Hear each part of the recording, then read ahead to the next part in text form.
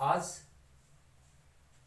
2021 में नई क्लास आपके लिए हम डाल रहे हैं। सबको नव वर्ष की हार्दिक हार्दिक शुभकामनाएं। आज हम थॉमस हॉब्स को शायद पूरा हो जाएगा, पूरा कर लेंगे। हॉब्स के हमने काफ़ी विचार हमने पढ़े हैं, व्यक्तिवाद को हमने पढ़ाया है, हॉब्स के राजनीतिक विचार हमने पढ़ाए। हॉब्स का सबसे महत्वपूर्ण जो सिद्धांत है वो सामाजिक समझौता सिद्धांत रहा है, जिसमें उसके मानव स्वभाव को देखा, राज की प्रकृति को देखा, व्यक्ति और राज की भी जो समझौता हुआ उसके बारे में हमने जाना। आज हम हॉब्स के विचारों में अंतिम रूप में उसके महत्व को जान रहे हैं कि हॉब्स के विचारों का क्या महत्व है या थॉमस हॉब्स का क्या महत्व है। वैसे यदि देखो विद्यार्थियों, देखा जाए तो राजनीतिक क्षेत्र में हॉब्स को आलोचना ज़्यादा और महत्व कम मिला है, या उसके विचारों को आलोचना ज़्यादा रही है, क्योंकि हॉब्स ने मानव स्वभाव को क्रूर बता दिया। हॉब्स ने व्यक्ति के लिए अत्याचारी की बात कही है, निरंतर युद्ध की बात कही है, जो कि कई महीनों में गलत भी है और इसलिए उसकी आलोचना हुई। और आज हम उसके महत्व को जानेंगे कि ऐसा नहीं है कि हॉब्स के विचारों का कोई महत्व ही नहीं रहा हो। हॉब्स का राजनीतिक दृष्टि में काफी महत्वपूर्ण स्थान रहा है, क्योंकि उसने मैकियावेली की तरह ही राज्य या राजनीति को धर्म से, नैतिकता से, नीति शास्त्र से अलग करने का प्रयास किया। उसने बहुत कुछ व्यक्तिवाद पर अपने विचार दिए हैं, व्यक्ति को सर्वोपरि स्थान पर रखा है। उसने उपयुक्तवाद को आधार प्रदान किया है, उसने भौतिकवाद को आधार प्रदान किया है। हॉब्स ने इसके अलावा राजनीति को भी उच्च स्थान प्रदान किया है। तो ये बात स्पष्ट करेंगे कि हॉब्स का काफी योगदान रहा है। उसका भौतिकवादी दृष्टिकोण, उसका वैज्ञानिक दृष्टिकोण हॉब्स को काफी उच्च स्थान प्रदान कर देता है। तो थॉमस हॉब्स के विचारों में आलोचना जो हुई वो तो है, लेकिन महत्व की बात कर रहे हैं, और महत्व में पहला है राजनीति को उच्च स्थान प्रदान करना।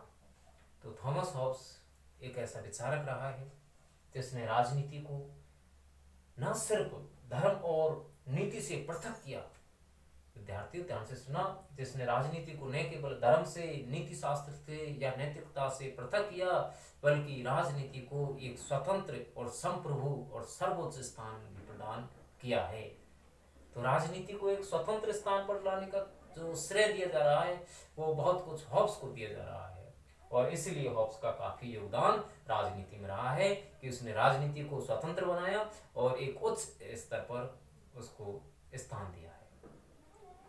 दूसरे हम महत्व को देखें तो व्यक्तिवाद का वो वक्तव्य रहा है, क्योंकि हॉब्स ने जो लेवियाथन ग्रंथ लिखा है उसमें लिखा है कि मानव की सुरक्षा के लिए ही व्यक्ति ने समझौता किया और एक राज्य की स्थापना की, और जिस राज्य की स्थापना की या राजा को शक्तियां सौंपी, उसका मुख्य कर्तव्य रहा है कि वह व्यक्ति के हितों की सुरक्षा करे, आत्मरक्षा करे, क्योंकि व्यक्ति के हित की रक्षा के लिए ही राज्य बना है।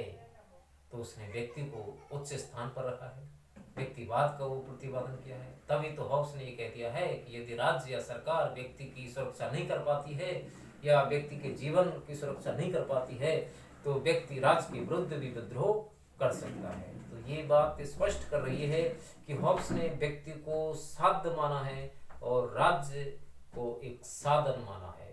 तो हॉब्स ने व्यक्तिवाद की वकालत की है, व्यक्तिवाद का समर्थन किया है, व्यक्ति को उच्च स्थान प्रदान किया है। तो व्यक्तिवाद का सबसे श्रेष्ठ व्याख्याकार मान रहे हैं हम यहाँ पर, व्यक्तिवाद का समर्थक रहा है हॉब्स, व्यक्ति को उच्च स्थान पर रखा है। दो चीज होती है, साध्य और साधन। तो व्यक्ति को इसने क्या माना है, लक्ष्य माना है, साध्य माना है, और राज्य या उसकी राजनीतिक संस्था को एक साधन माना है। तीसरा महत्व यदि देखा जाए तो वो है उपयुक्तवाद को भी आधार प्रदान किया है, यानी व्यक्तिवाद के साथ साथ थॉमस हॉब्स उपयुक्तवाद के भी प्रणेता तो नहीं रहे, लेकिन उपयुक्तवाद को आधार प्रदान किया है। उपयुक्तवाद का वैसे प्रणेता आगे आप देखेंगे कि वो बेंथम रहा है, लेकिन उपयुक्तवाद को आधार जो प्रदान करने का काम किया है वो बहुत कुछ हॉब्स ने किया है।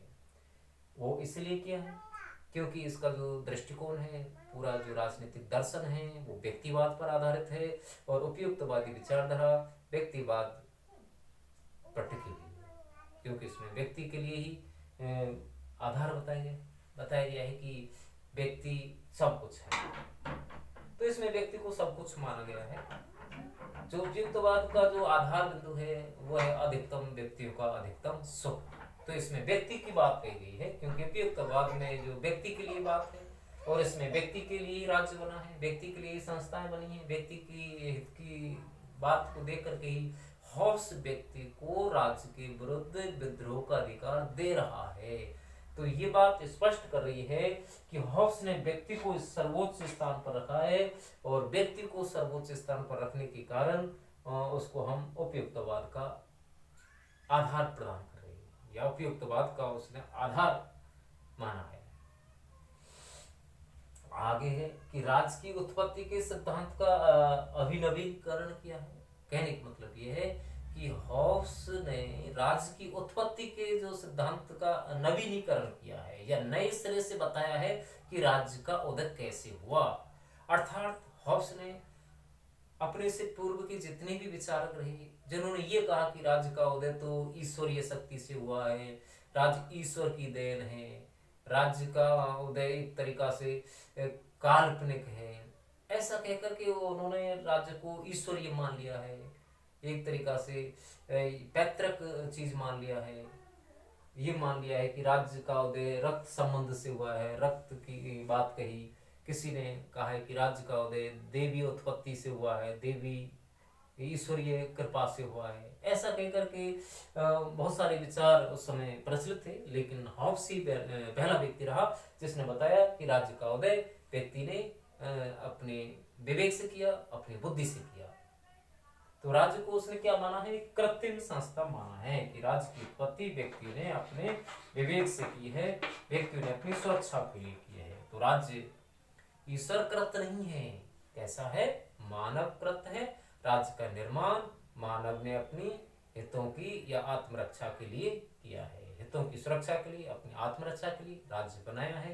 तो इस आधार पर यह बात स्पष्ट हो रही है कि हॉब्स ने राज्य की उत्पत्ति का जो सिद्धांत दिया है वो पहले के प्रचलित सिद्धांतों से अलग है, अभी नवीनीकरण है, नया है। कहने का मतलब ये नया सिद्धांत है। उससे पहले के जो भी राज्य की उत्पत्ति के रक्त संबंध का सिद्धांत था, पैतृक सिद्धांत रहा, इसके अलावा ईश्वरीय सिद्धांत रहा, उन सबको शक्ति सिद्धांत रहा, उन सबको छोड़ दिया। शक्ति सिद्धांत माना गया कि राज्य का उदय शक्तिशाली केतुओं के लिए हुआ है, लेकिन इस चीज को भी छोड़ दिया। उसने तो बताया कि राज्य का उदय मानव ने अपने हितों के लिए किया है। तो राज्य को एक कृत्रिम संस्था माना है, राज्य मानव निर्मित संस्था बताई है। आगे है निरपेक्ष व असीम प्रभु शक्ति का प्रतिपादन। इसका मतलब ये हुआ कि हॉब्स ने राज्य की प्रभु सत्ता का भी समर्थन किया है, राज्य को एक संप्रभु संस्था बनाने का प्रयास उसने किया है। हालांकि हॉब्स से पहले बोधा ने संप्रभुता की बात कही थी और बताया था कि संप्रभुता नागरिकों एवं प्रजाजनों पर राज्य की वे सर्वोच्च शक्ति है जिस पर कानून का कोई बंधन नहीं होता है। तो ये बात हॉब्स से पहले बोधा ने कह दी थी, यानी बोधा ने संप्रभुता पर अपने विचार दिए थे, लेकिन हॉब्स ने बोधा से आगे निकल करके या बोधा से बढ़ करके संप्रभुता पर जो प्रतिबंध बोधा ने लगा दिए थे वो प्रतिबंध हॉब्स ने हटा दिए। जहां बोधा ने संप्रभुता पर संवैधानिक कानून का, ईश्वरीय कानून का, प्राकृतिक कानून का, संपत्ति का, ऐसे 4 प्रतिबंध लगा दिए थे। 4 प्रतिबंध जो लगा दिए थे, थॉमस हॉब्स ने उन सब प्रतिबंधों को हटा दिया और एक संप्रभु राज्य की स्थापना पर अपने विचार दिए। तो ये बात स्पष्ट कर रही है कि हॉब्स जो है वो क्या है? निरपेक्ष और असीम प्रभु शक्ति का प्रतिपादन कर रहा है, यानी उस पर कोई सीमा नहीं है, कोई भी प्रतिबंध नहीं है। वह अपनी जनता के लिए राज्य करेगा, अपनी जनता के लिए कानून बनाएगा, अपनी जनता के लिए निर्देश जारी करेगा। तो इस प्रकार से हॉब्स ने क्या है बताया है कि राज्य जो है निरपेक्ष है, असीम है, संप्रभु है, स्वतंत्र है, कोई बंधन उस पर नहीं है। बस उसने तो राज्य पर एक ही प्रतिबंध लगाया है, या एक ही प्रतिबंध की बात कर रहा है कि यदि राज्य व्यक्ति के जीवन की सुरक्षा नहीं कर पाता है तो व्यक्ति को अधिकार है कि वह ऐसे राज्य के विरुद्ध क्रांति कर दे। बस एक बात कही है उसने, यानी आत्मरक्षा के हित में, आत्मरक्षा की खातिर व्यक्ति को राज्य के विरुद्ध वकालत करने की बात कर रहा है कि व्यक्ति राज्य के विरुद्ध वकालत कब करेगा, जब व्यक्ति के हितों की रक्षा नहीं हो पाती है। तो ये बात होगी। आगे और भी महत्व है। अगला महत्व है कि हॉब्स ने क्या किया, राजनीति विज्ञान में वैज्ञानिक पद्धति का प्रयोग किया है। तो उसने वैज्ञानिक पद्धति, क्रमबद्धता, वैज्ञानिकता, इन बातों पर बल दिया। तो उसकी जो पद्धति है, हॉब्स की पद्धति, वो कैसी है, वैज्ञानिक है। किस पर आधारित है, भौतिकवादी दर्शन पर आधारित है, यथार्थ पर आधारित है, जिसको हम देख सकते हैं, सोच सकते हैं। तो ये काल्पनिक नहीं है। कहने का मतलब ये है कि हॉब्स की जो पद्धति है वो वैज्ञानिक है, उसका दृष्टिकोण भौतिकवाद से प्रभावित रहा है। तो यहाँ ये कुछ महत्वपूर्ण बातें रहीं जिनसे ये स्पष्ट हुआ, जिनसे लगा कि हॉब्स के विचारों का आज भी काफ़ी महत्वपूर्ण स्थान रहा है। हॉब्स ने राजनीति को स्वतंत्र स्थान प्रदान किया है, राजनीति को किससे मुक्त किया है, धर्म से, नीति शास्त्र से मुक्त किया और एक स्वतंत्र और सर्वोच्च स्थान पर उसको रखा है। इसने राज्य के लिए संप्रभु की बात कही है कि राज्य संप्रभु है, स्वतंत्र है, सर्वोच्च है, उस पर कोई भी बंधन नहीं है। तो यहाँ हॉब्स के विचार काफी महत्वपूर्ण रहे, अच्छे रहे। और इन विचारों के साथ ही थॉमस हॉब्स जो विचारक है, ब्रिटेन का जो दार्शनिक रहा है, उसके विचार यहाँ पूरे हो जाते हैं। और हॉब्स के बाद हम अगला थिंकर लेंगे। अगला थिंकर है रूसो। रूसो से पहले हमें एक थिंकर और भी पढ़ेंगे, वो है लॉक, जॉन लॉक। ये भी ब्रिटेन का है, हॉब्स भी ब्रिटेन का था, ये भी समझौतावादी है।